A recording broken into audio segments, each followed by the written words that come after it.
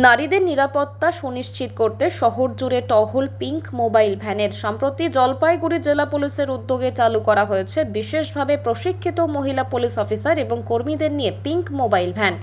নারীদের সুরক্ষা সুনিশ্চিত করাই জেলা পুলিশের মূল লক্ষ্য। এর আগে জেলা পুলিশের তরফে মহিলা পুলিশ কর্মীদের নিয়ে ইউনার্স বাহিনী তৈরি করা হয়েছিল।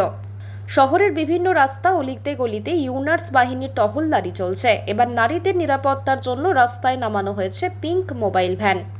জেলা পুলিশ সূত্রে জানা গিয়েছে, নারীরা কখনো কোনো রকম ইপটিজিং বা হেনস্থার শিকার হলে টোল ফ্রি নম্বরে 112-তে ফোন করলে দ্রুত ঘটনাস্থলে পৌঁছে যাবে pink mobile van. Toll free নম্বরে ফোন করলে জেলা পুলিশের কন্ট্রোল রুম থেকে সংশ্লিষ্ট এলাকার পিঙ্ক মোবাইল ভ্যানকে জানিয়ে দেওয়া হবে ঘটনাস্থলে পৌঁছে যাওয়ার জন্য।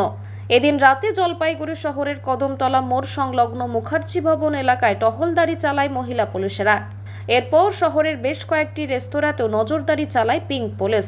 শহরের বিভিন্ন অলিতে গলিতে টহল দেয় জলপাইগুড়ি থানার মহিলা আধিকারিক সহ পুলিশ কর্মীরা।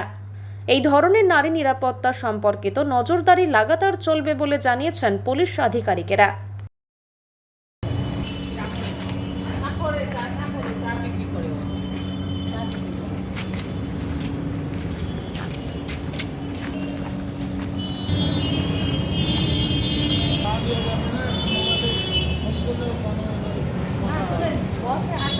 ঠিক আছে, নিয়ে আবার এরকম টিচিং হচ্ছে, টন্টিং হচ্ছে, তাহলে আমাদেরকেও